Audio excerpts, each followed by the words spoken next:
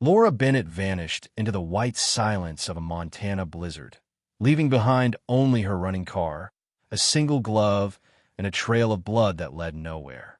Daniel Frost, a trapper who disappeared 20 years earlier, should have been long dead. But when his name surfaced in the investigation, the town of Silver Ridge realized its darkest legend had come alive again.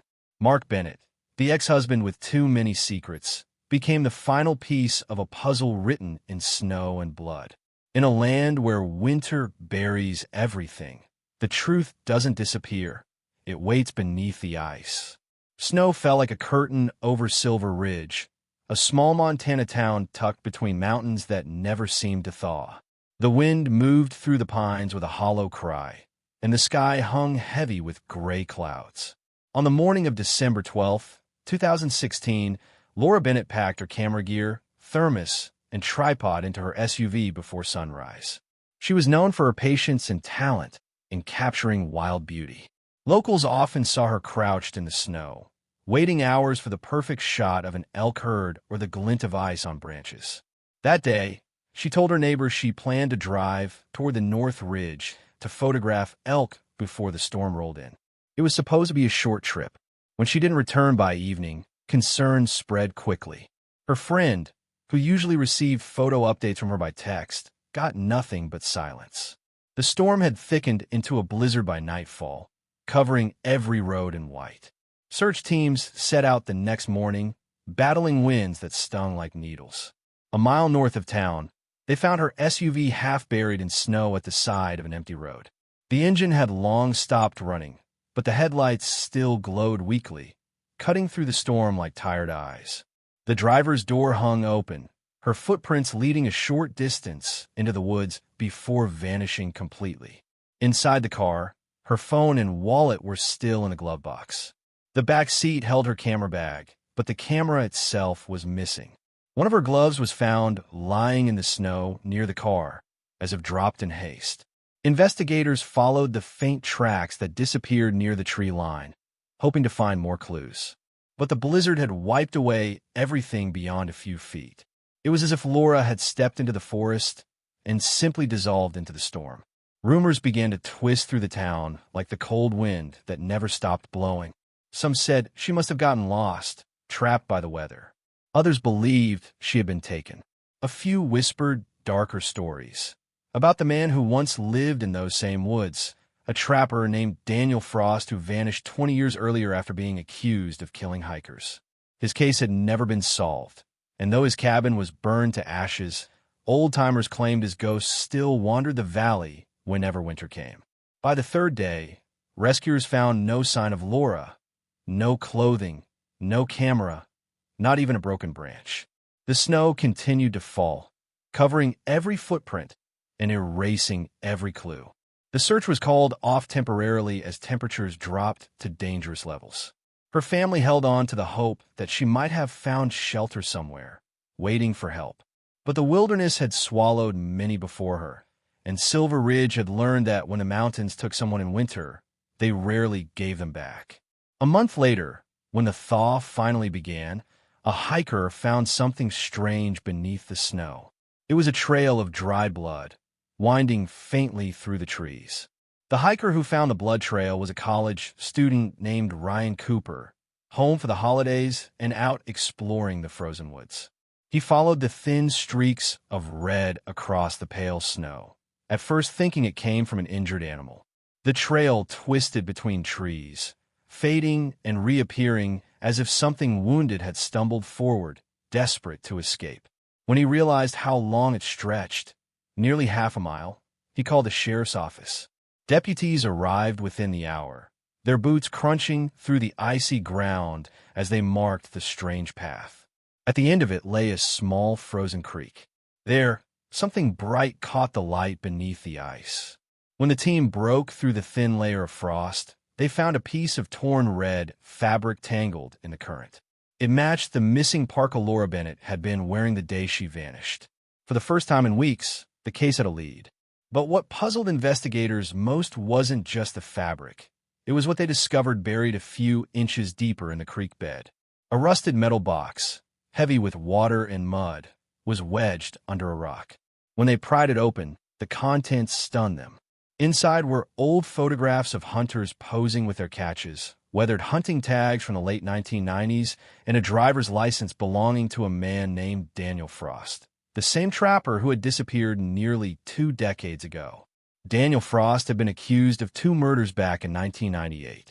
2 hikers went missing near Silver Ridge, and their remains were found months later near his cabin. Locals still remembered the trial and how it ended abruptly when Frost vanished before sentencing. His burned-down cabin had marked the end of that grim story, or so everyone believed. Finding his identification and photographs buried near Laura's blood trail reignited every rumor the town had ever whispered. Some thought it proved Frost had returned. Others believed someone was using his name to hide a new crime. Forensics moved quickly. Samples from the snow and the box were taken for DNA analysis. When the results came back, they only deepened the mystery. The blood found along the trail belonged to 2 people. One was confirmed to be Laura Bennett. The other matched the long-dead Daniel Frost. The discovery made no sense. Frost's remains had never been found, and he had been presumed dead for nearly 20 years. The possibility that his blood could appear fresh in the snow seemed impossible. Authorities expanded their search to the surrounding woods, combing every ridge and frozen stream for new evidence. They found signs of disturbance, patches where the snow had been dug up, bits of broken bark, and faint impressions of what looked like boot prints. Someone had been moving through the forest recently, and whoever it was, they knew these woods well. The quiet town of Silver Ridge felt its old fears rise again, as if history was repeating itself beneath the snow. The discovery at the creek turned the quiet investigation into a full-scale crime scene. The area was sealed off, and forensic tents dotted the snowy forest. The rusted box, the blood, and the fabric were all logged as evidence, but the question remained: how could Daniel Frost's blood be fresh after 20 years? The only logical explanation was that someone had taken his remains, perhaps dug them up and moved them. That possibility sent a chill through even the most seasoned investigators. When the snow began to melt slightly under the weak winter sun, they started digging along the creek's edge. After hours of careful excavation, a shovel struck something solid. Beneath layers of ice and soil, wrapped in a decayed plaid jacket, lay a human skeleton. The bones were old but disturbingly well-preserved by the cold. Dental records confirmed what everyone feared. It was Daniel Frost.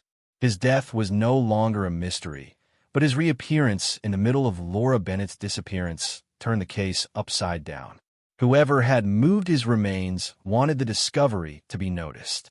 The positioning of the box, the fabric, and the blood seemed deliberate, almost staged, as if someone was constructing a story for others to find. While the forensic team continued to search, more clues surfaced. A hunting knife was found buried near the creek bed, its handle cracked and blade rusted, but still carrying traces of dry blood. Laboratory results revealed it contained 2 DNA profiles, Laura's and Daniel Frost's. The mixture of the 2 only deepened the confusion. How could a woman who vanished in 2016 be connected to a man dead since the 1990s? Investigators began to suspect that Laura's disappearance wasn't random. Someone had gone to great lengths to connect her case with Frost's legend. A week later, a tip came from a pawn shop owner 50 miles away. He had purchased a digital camera from a man driving a white pickup truck. The serial number matched the camera Laura had been carrying the day she vanished. Security footage from the shop showed the seller's face clearly. It was Mark Bennett, Laura's ex-husband. When questioned, Mark claimed his truck had been stolen weeks earlier, and he had nothing to do with the sale. However, records showed he had pawned several of Laura's belongings in recent months, including an old camping lantern and tripod. His finances were collapsing after a failed business, and he owed large sums in debt. Despite the mounting suspicion, authorities had no direct evidence linking him to the disappearance. There were no witnesses, no confession, and no body. Still, his inconsistent statements and the resurfacing of Frost's history painted a dark picture. Investigators began to suspect that Mark had discovered Daniel Frost's remains and used them to create a chilling illusion, a ghost story come to life, to divert attention from his own actions. But if that theory was true, one question remained unanswered. Who had spilled the second trail of fresh blood in the snow, the one that didn't belong to either Laura or Frost? The days grew darker as winter deepened over Silver Ridge. Search teams pushed further into the northern woods, where only the most seasoned hunters dared to go. The land was rough, steep ridges, frozen streams, and dense pine forests that muffled every sound. In early February, a group of snowmobilers reported smoke rising from an area believed to be abandoned for years. When deputies reached the location, they found a small cabin standing alone among the trees, its roof sagging under the weight of snow. The windows were boarded, but the chimney was warm, and faint footprints led to the door. Whoever had been living there had left in a hurry.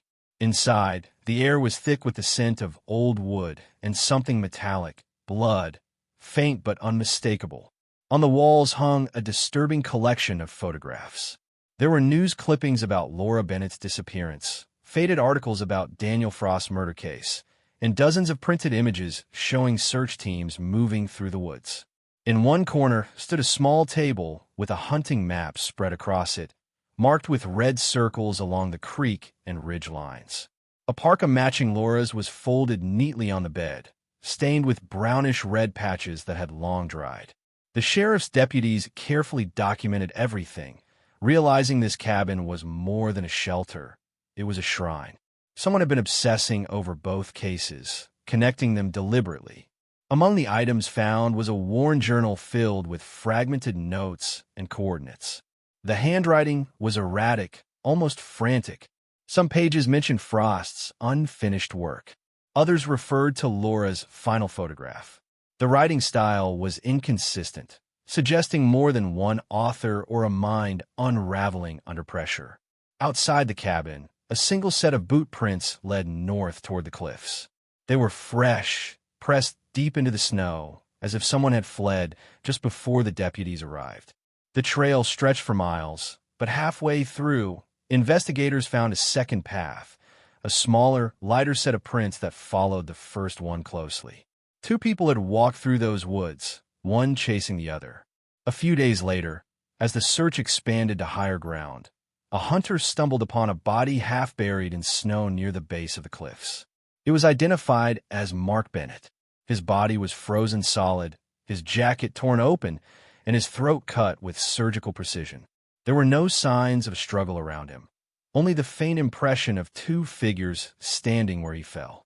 In his pocket, investigators found a water-damaged photograph of Laura, taken in front of the same cabin where they had just uncovered the evidence. The scene left more questions than answers. Had Mark been the killer, hunted down by an unknown accomplice? Or had he become the final victim in a story he tried to control? The blood on the snow had frozen once again, sealing the mystery beneath another layer of Montana winter. When spring finally crept into Silver Ridge, the snow began to melt, uncovering what winter had buried. The frozen stillness of the forest gave way to the slow drip of thawing ice and the sound of distant streams running again. It was March when two hikers, wandering along a ridge near the same creek where the investigation began, noticed something odd protruding from a mound of melting snow. At first, they thought it was an animal, but as they got closer, they realized it was a human hand, pale and stiff, reaching upward as if frozen mid-escape. The sheriff's office cordoned off the area within hours. Forensic experts confirmed what the town had feared for months. It was the body of Laura Bennett. She lay beneath a pile of pine branches and packed snow, preserved by the cold. Her camera was still clutched tightly in her hands, the strap tangled around her fingers. It was damaged, the lens cracked, but the memory card inside had survived. The footage recovered from it revealed the final pieces of her story. On the last day she was seen, Laura had reached the old Frost property, following tracks in the snow that led to the abandoned cabin. The camera footage showed her approaching quietly, filming everything as she moved closer. The lens captured someone kneeling near a shallow pit beside the cabin, digging through the frozen ground. When the person turned, the camera caught a clear glimpse. It was Mark Bennett. He had uncovered Daniel Frost's remains, unwrapping them from their decayed jacket and scattering the bones. Investigators believed he planned to use Frost's story to cover his own crime. But the footage didn't end there. As Mark worked, another figure appeared behind him, a taller person wearing dark clothing, face obscured by a hood. The camera shook violently as Laura gasped and tried to back away. The lens caught only a flash of red, a sudden struggle, and then darkness. Her final scream was swallowed by the wind. The recording stopped abruptly after that, the battery dying mid-frame. When investigators reviewed the footage frame by frame, they identified two sets of footprints visible just before the screen went black, one belonging to Mark, the other still unidentified. That discovery reignited every fear in Silver Ridge. Mark was dead, Laura was gone, and the mysterious second person had vanished without a trace. The official conclusion stated that Mark Bennett murdered Laura and was later killed by an unknown accomplice or possibly an opportunistic stranger. But many in town refused to believe it was that simple. Some claimed the figure in the footage moved strangely, almost unnaturally. Others swore they recognized the old plaid jacket, the same kind Daniel Frost used to wear. Every winter since then, travelers passing through Silver Ridge have reported strange sightings. Faint footprints appearing overnight in fresh snow, a flicker of red fabric between the trees, and the whisper of footsteps following them through the valley. Some say it's just the wind playing tricks. Others insist the mountain remembers its secrets, and that the blood trail through Montana, snow never truly ended.